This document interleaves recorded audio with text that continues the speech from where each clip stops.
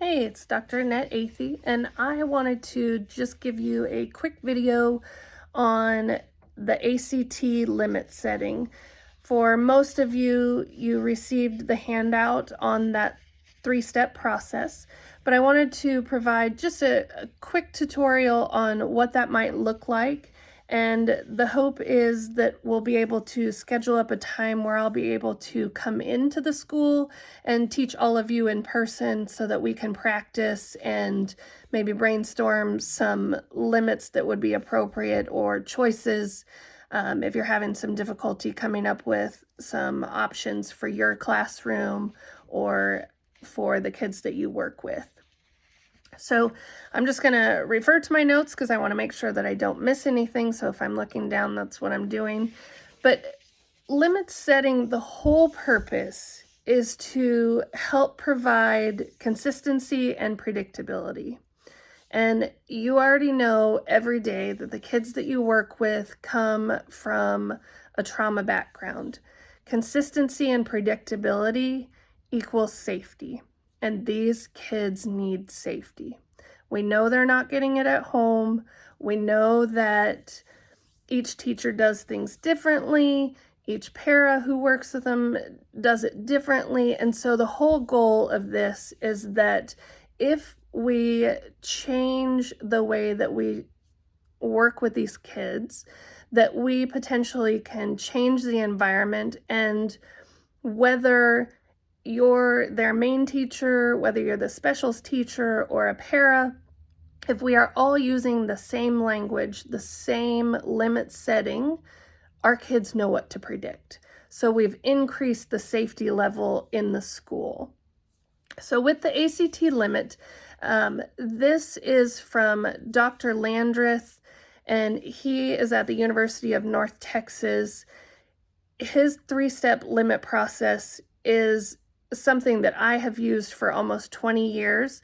I use it in play therapy with kids, but I also used it with my own children parenting. I've taught it to numerous teachers.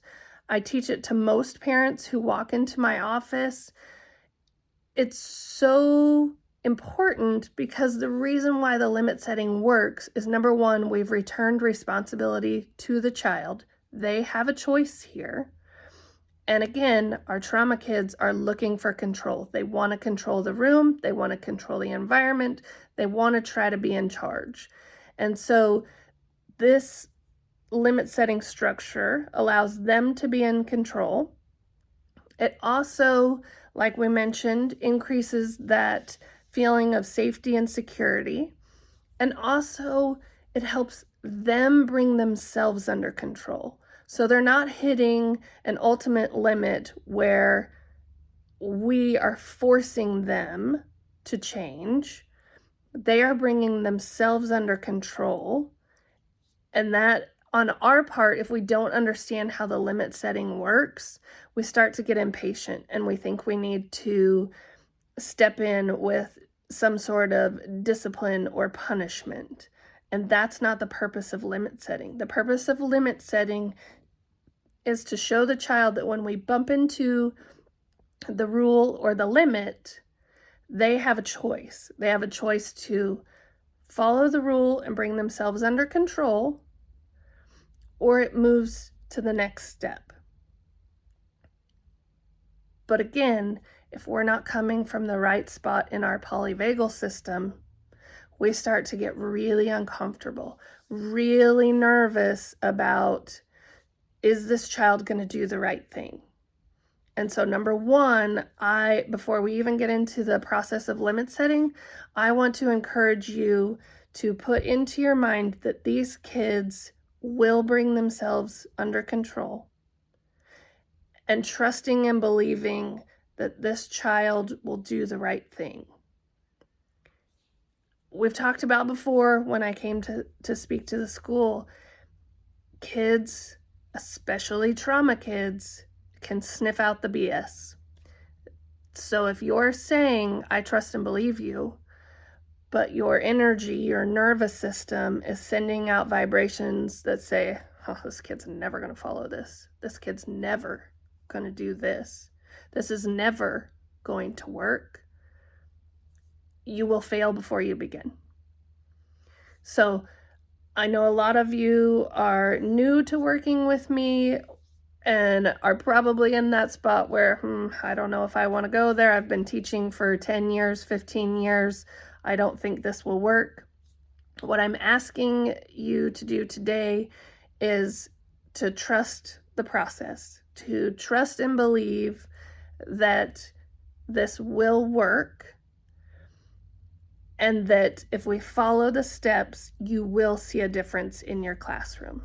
And that's how strongly I believe in this 3-step process.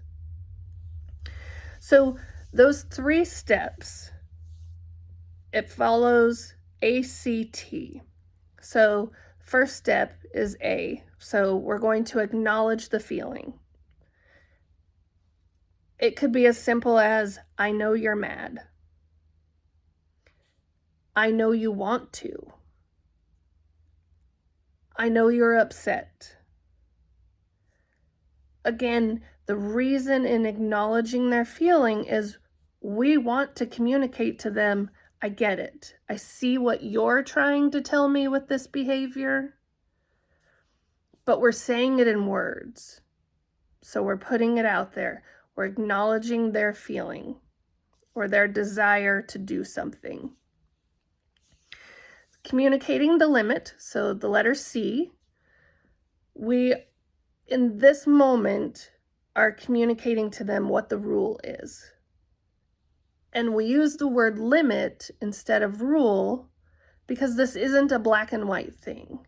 What we're saying is, you've now hit the boundary. You've now hit the spot that we need to do something different. So communicating the limit might be, but the pencils are not for breaking. But the chair is not for standing on. But and you fill in the blank, depending on where you're at in your classroom. But screaming is not okay in the classroom. But talking with your friend is not okay. Again, you're giving them here's what we're not doing. Here's what's not okay right now. So you're being very specific. This is just a few words. This is not a lengthy speech. This is not a hop on your soapbox, give 20-minute explanation of why they can't do whatever it is. This is the very black and white, almost in preschool form, what the rule is. And simple is best. Very clear, concise, concrete. The third part is the T part, and that's target those acceptable choices. Because you're working with elementary students, I would not give more than 2 choices. When we start to give too many choices, we actually cause our kids to go into more distress because then they're trying to figure out what the best option is. If we can keep it to 2 options, you can do this or this, and making sure those options are options you're really okay with them doing. So what I mean by that is, if you gave the choice, you can choose to sit on the carpet or you can choose to sit in your chair. You have to be okay with both of those options. Otherwise, you shouldn't be giving them as an option. So for instance, if it was a time that sitting on the carpet was not appropriate, you wouldn't want to give that as a choice. So it may be you can choose to stand by your desk or you can choose to sit in your chair. Another example might be, let's say they're not wanting to leave the room, but it's time for you to transition to specials. The option is not to not go to specials. The option is, do you choose to walk with me to specials or do you choose to walk holding my hand? Again, the option was not, do you want to stay in the classroom? The option was, do you choose to walk beside me or do you choose to hold my hand? This sounds so simple, but the power in that is now you just gave them a choice. And a kid who has a trauma background, or even maybe just a strong personality, maybe it's not even trauma. Kids love to be in control. They like to make the choice. They want to make the decision of what they're going to do next. They don't want you to tell them, because you could very easily say you're going to specials. But all that said was, when I hit the limit, my teacher's going to make me do something. That doesn't help them bring themselves under control and make a choice. So the other part of making these choices, when we put it all together, so let's use the example of going to specials. So I know you really don't want to go to music class, but now is time for specials. Do you choose to walk beside me, or do you choose to walk holding my hand? Again, I didn't engage in the power struggle. I didn't engage in the argument as to whether or not they wanted to go. I acknowledged their feeling that they didn't want to go to music. I acknowledged in a real simple, just a couple words, if you knew that they were frustrated and didn't want to go to music, that might be a little bit more on target. But it could be just, I don't want to go. And so we just stick with those words. I know you don't want to go. With communicating the limit, but it's time to go to specials. So there's the limit, real short, real simple. This is what's coming next, is what you're saying. And then by targeting the new behaviors, we are saying, without saying, you don't get a choice to just stay in the room. But we didn't need to say that, because that engages in the power struggle. What we said was, you can choose to hold my hand, or you can choose to walk beside me. You are going to sound like a broken record. You want to repeat that. Let them have a minute to let that sink in. If they're not moving and taking action on one of those choices, then you're going to repeat the exact same thing. I know you don't want to go to music, but now is time for specials. Do you choose to walk beside me? Do you choose to walk holding my hand? Again, very matter of fact. It's as if I'm telling you what I ate for breakfast. My voice tone doesn't change. It doesn't give any sense of irritation or indication on there's one right choice or choose this choice. It's very direct, it's very specific, and it's short. So let's continue with the same example. Let's say you have presented the options 3 times. And that would be my recommendation, is that every time you say it 3 times. As the teacher or the para, and you're standing there and you have given the limit 3 times, and it feels like the entire class is looking at you and the teacher is looking at you, in your own polyvagal system, you're going to start to get stressed. That anxiety is just going to raise farther and farther, because you're like, just pick a choice. Just make a choice. So it looks like I know what I'm doing. What I would encourage is for you to take a moment, take a deep breath, make sure that you are centered, that you are bringing that calm energy, and that you are trusting that they are going to make a choice. And we don't react until they don't. So let's say you've given the choice 3 times. Do you choose to walk beside me? Do you choose to walk holding my hand? You've offered the entire thing all the way through the ACT, the acknowledge the feeling, communicating the limit, targeting the alternatives. You've said that whole thing 3 times. Then, when they still aren't taking action and moving, the next thing you're going to say, and count with me how many times I say the word choice or choose. So the next phrase, and this was on that worksheet that I gave all of you, so you have this specifically written down. You don't have to frantically try to write it. It's on the handout.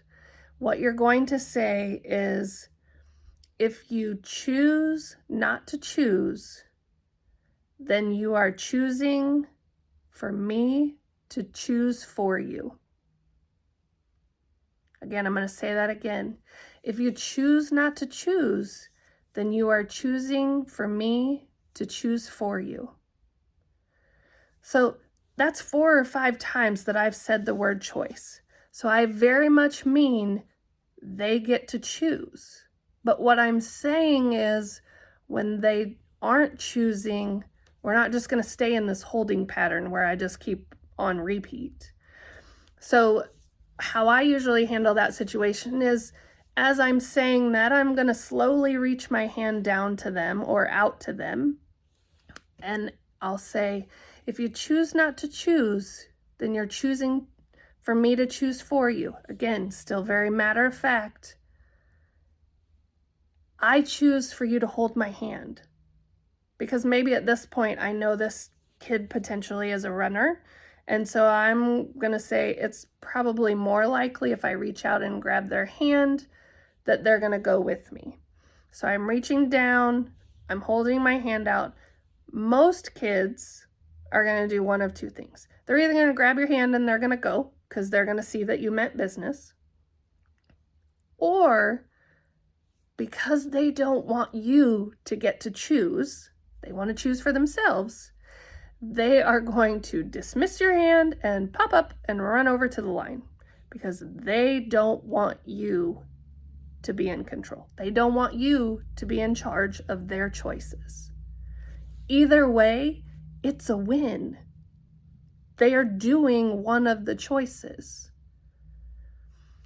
Again, this is just one example of how that might look, but I think this is probably the one that is the most frustrating and irritating as teachers or paras as you're working with your kids, because you're trying to get them to comply and move to the next spot.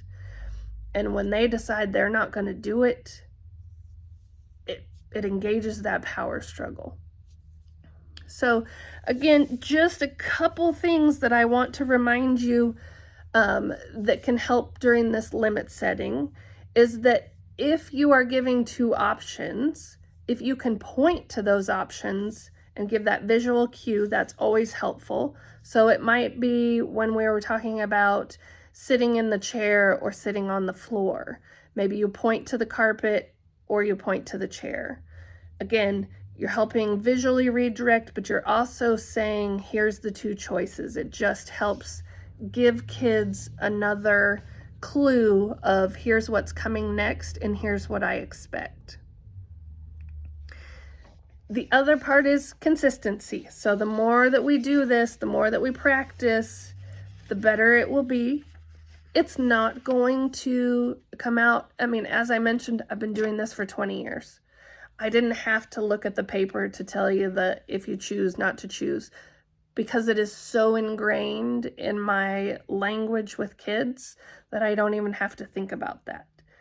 This is like learning a foreign language for all of you. You are learning something new, and so I want you to continue to practice. The other part is limits are not punishment. So, for instance, and I think the easiest way to explain this is the limit is not you can choose to get a cookie or you can choose to get a spanking. No kid's choosing the spanking. So if you think about the limits in your classroom, you don't want the limits to be something that you know they would never choose. Because one of 2 things will happen. You're going to have the kid who's like, okay, I choose the spanking. And now you have to follow through. In order to stay consistent, you have to follow through. We don't want that. The other thing is most kids are going to choose the cookie, but you didn't really give them a choice because that second thing was not really something that they would choose. So you gave them a single choice, which isn't really a choice. The other part is, again, and I've highlighted several times through the video, is that you want to stay very calm, very matter of fact, calm in your polyvagal system, because your kids are picking up on that energy. So the more stressed you get, the less likely they are to follow and comply with what you're doing, because they know. They know you're not completely sure on these limits you're setting, and so they're going to test you. Again, these things are so important, but they take time. They take practice. And at this point, what I'm asking you to do is attempt to practice. It's going to be sloppy. It's not going to come out perfectly.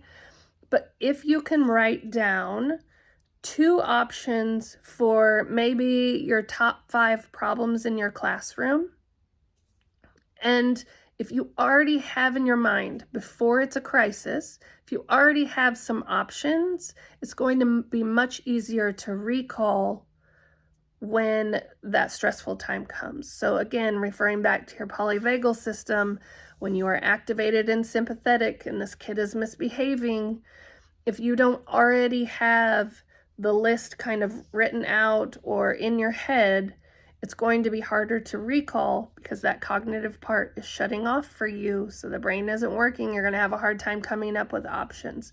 So help yourself and kind of list these things out while you have a few minutes and are feeling comfortable.